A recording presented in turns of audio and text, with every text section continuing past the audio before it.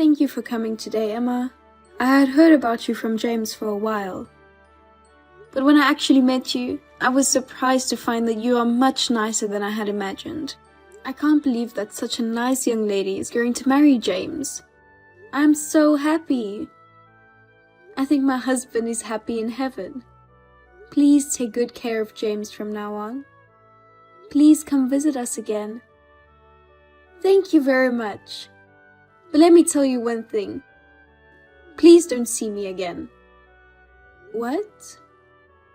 I won't visit you during Urban, New Year's, and GW. If necessary, I'll ask only James to go there. Let's not get involved in anything other than weddings and funerals. Huh? What? Why? I'm sorry, did I do something to offend you? No, it's not like that. I just married James and became his wife.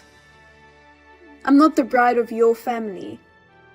I'm a stranger to you, not a blood relative. Please be sensible about that. It must be tiring for both of us to care about each other. Please keep contact to a minimum. I'll turn off notifications on my line as well. If you need something, please contact James. But please don't rely on James too much, just because he's the eldest. Don't rely on him too much. I'll invite you to the wedding, but please don't do anything harsh. Do you understand? Huh? I understand.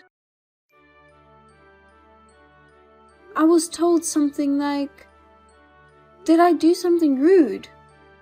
Was Emma mad at me? Oh, I forgot to tell you, Mom. I'm sorry. Emma was not mad at you. She's just a little cautious. Wary? You mean she's shy? That's not what I meant. To tell the truth, Emma's mother and her grandmother on her father's side had a very bad relationship. Her mother and father's grandmother had a very bad relationship.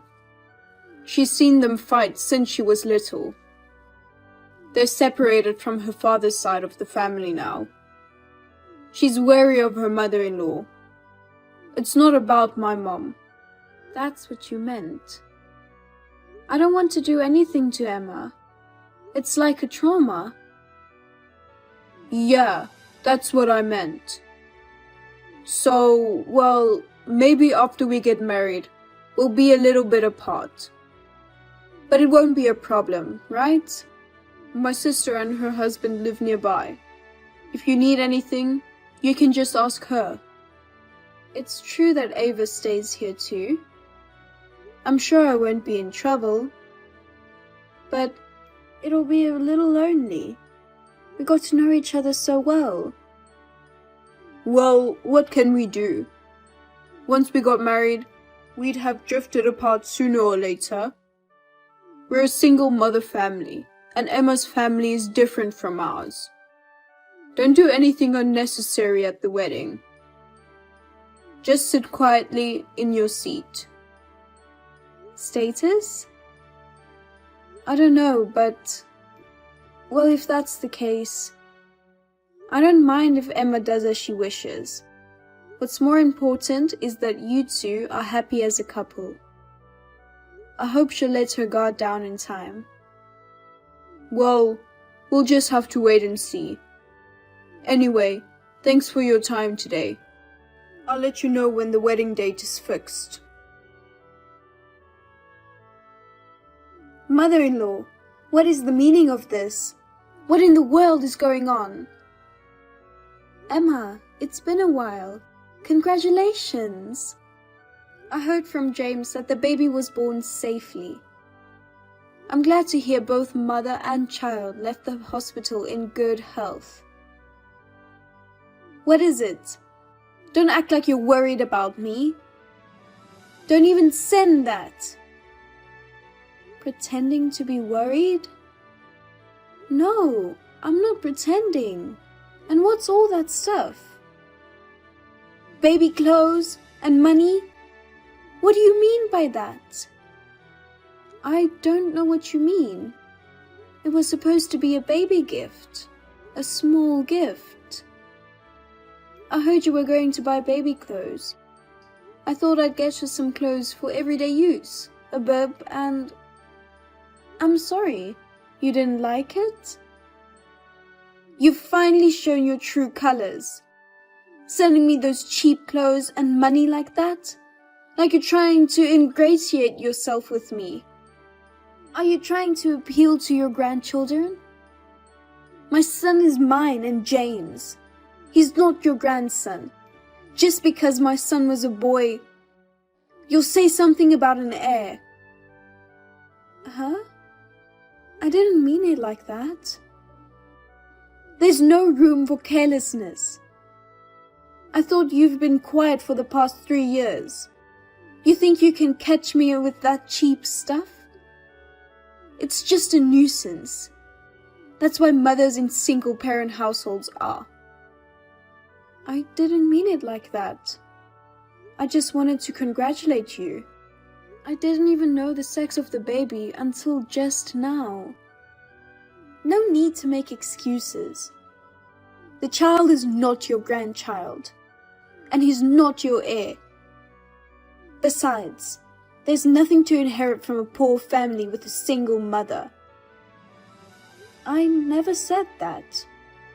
I never thought so. Why do you say that? You're playing the victim. It's so obvious. They don't send unconditional congratulations. We know what they're trying to do. They're just trying to get us with cheap stuff and money. They want us to take care of them in their old age. Don't think you'll get your way.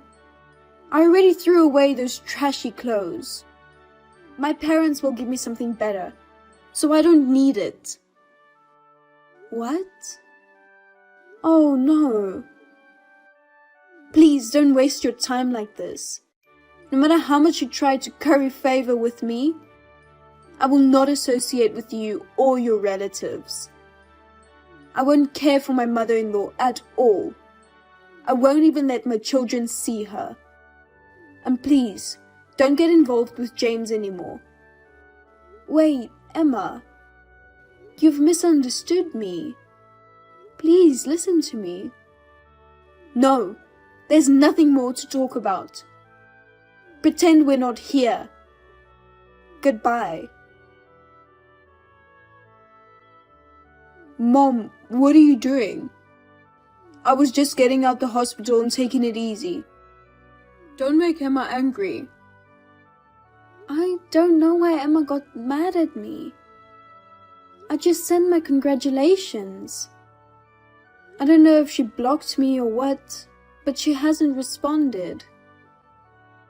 I told you not to interfere as much as possible, but you went to the trouble of sending a congratulatory gift. I don't even know if it was a gift. What do you mean? Don't play dumb with me. Emma was right after all. What did you want us to do with the $3,000 you sent? Were you going to ask us to give you your grandchild? Or you think you would be able to obligate us to live with you? With a mere $3,000. Did you think that you could get close to your son and his wife? Did you think they'd take care of you in your old age? What are you saying, James? What you guys are saying is crazy. What are you thinking? Say it from the beginning. Then let me tell you at this point. I've been putting up with it all my life. Because we were a single mother family. What? I've been lonely because I didn't have a father. I've had a hard time because we were poor. I've always felt ashamed of being a single parent. I've suffered because of you. Even after I got my own place, you held me back with your meager support. When I got married, you tried to interfere with my wife and kids. You tried to do everything according to your wishes. Emma's parents never did anything like that. Hey, James, what are you talking about? I can't live my life being exploited by you anymore. I don't consider people like you my mother. I'd rather just break up with you and be a stranger. I'll live my life with Emma's parents as my parents. I don't want any more support from you, and I won't give it to you. I won't let you see your grandchildren, and I won't take care of you. Spend your old age alone and lonely, and regret what you did to me. Don't touch my house again. I get it. In short, you want to be insulated from me because being a single parent is a disgrace. With my humble assistance or a mere token of a monetary gift, I don't expect you to take care of me in my old age. Is that what you're saying? That's what I said. It's really annoying, so don't ever get involved with us again. I see. Then, will you get out of my house? Huh? Why? Is the house the apartment we're living in now? Yes. If you don't want my help, I suggest you get out of that apartment you're living in. No, why? This is the apartment I've lived in since college. I don't need my mother telling me to move out. I do. That apartment you guys are living in? I'm the owner. Huh? Owner? Yes. I bought it about 10 years ago. I own the whole place. What? You're lying. It's true. That's why you guys are living there. That's why you guys get to live there for 60% less than the other apartments. Remember when you started college and lived on your own? I introduced that apartment to you. Don't you remember? I did, but I can't believe you're the owner. That's impossible. Where would you get that kind of money? What do you mean, where? Of course, it's my own money. It's not that big, but I'm the president of an apparel company. I make a fair amount of money. What? President? No. Of course not. We've always been poor. Mom, you were always working to make money. You left me and my sister to the neighbor lady. Neighbor lady? Is she Olivia who used to come to our house? She was my nanny. What? A nanny? When you were little, about a year after your father passed away, the new company I was starting took off and I got busy. I hired Olivia to take care of the housework and babysit. You're talking about Olivia, aren't you? What? A nanny? We could afford that? Why do you think we were poor in the first place? I never given you a hard time financially. I never made you lack for food or clothes. I took you on all kinds of fun and vacations. I sent you to the schools you wanted to go to, from elementary school through high school. I didn't give you hand-me-downs or second-hand school supplies. We gave you brand new ones. I gave you all the club activities and lessons you wanted. I even allowed you to go to college without a scholarship. I never took a penny from you. When have I ever exploited you? Well, no, because when Emma found out I was from a single-parent family, she told me how hard it was for you to be poor, and how lonely it was not having a father. She said she felt sorry for me because my mother exploited me. She always comforted me. That's when I realized we were poor. I thought, what's that? Emma must have had a preconceived notion that a single mother family means poor. And since you don't know any family with both parents, because you don't know any family with both parents are present, you just assumed it was true because of what Emma told you. That's why I thought you were being so harsh to me. That's why. Sorry, Mom. You know, when I think about it, you even paid for my college tuition. You always sent me enough money. We never had a hard time with money. We had a much better life than most people. But I forgot about that. I'm sorry. I was so ungrateful. Don't apologize. I feel better now that I know why you guys hated me. Mom, well... Okay, back to the apartment. I'm going to change the rent back to the regular rent in the next month or so. What? Wait, why? Why what? You don't need my help anymore, do you? If you want to keep living there, pay the regular rent. If that's not possible, then you'll have to move out. Wait a minute. Why? You just cleared up that misunderstanding. I apologized. You said you feel better. All I understood was why you guys were being so stubborn. The condo is a different story. I don't think so. You don't want to think of me as your mother. That you are ashamed of being a single parent. You've suffered because of me. With the same mouth that you said you wanted to cut ties altogether. And now that you've apologized, you want me to continue to support you. I don't think you intend to say something shameless like that, do you? No, that's... Words are like bullets. They hurt people easily, and they can't be taken back. I've already lost my patience.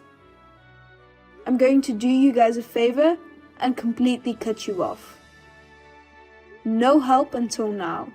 No help from now on. Even after the worst happens to me, I'll leave my inheritance, my company, and everything to Ava. I've already decided where I want to spend my old age. Oh, and you don't have to pay back the money I gave you in college. And the money for the baby shower gift. Wait, Mom. We can't afford an apartment. We just had a baby. We can't afford to raise the rent or move. Why are you saying such a pessimistic thing? Where's that tough attitude you had when you pushed me away? I'm truly sorry. Please forgive me, Mother. I've already made up my mind. You and your wife can talk about the rest. Mother-in-law, I'm very sorry until now. I heard from James.